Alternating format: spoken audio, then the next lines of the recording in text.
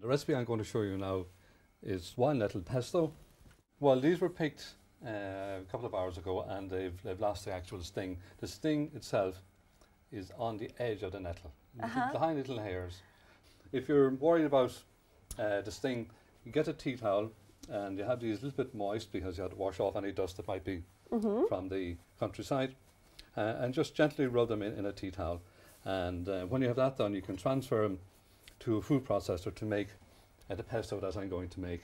Okay, nettle pesto. Yeah. So what have we got here? Like that. Now I've started pulsing down the nettles and you see they're a little bit finer than they were.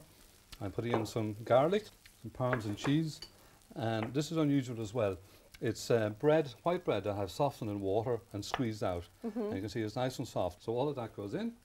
I'm going to moisten the whole lot with some olive oil. I like to use a good quality olive oil because we've got to keep this in the fridge for a couple of weeks, and the olive oil will help it keep and also make a nice sauce.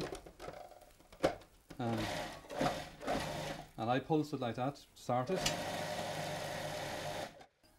Now I'm just going to take out the pesto into this bowl, and you can see the lovely green colour on it. Oh, look. Now when I'm putting this away in a jar or something, I put it into the jar and then I top it up with olive oil. It's very, very important that there is a layer of olive oil on top of the jar of any pesto, so that keeps out the air and it keeps it nice and moist all the time. And the final thing, I have some nice shaving of Parmesan cheese. You can use the rigatto cheese, which is an Irish version of it, but if you have Parmesan, use it. So I'll just sprinkle these on top. There you have my finished dish of wild nettle pesto on crunchy grilled bread, sliced tomatoes, dribbled with olive oil and some Parmesan shavings.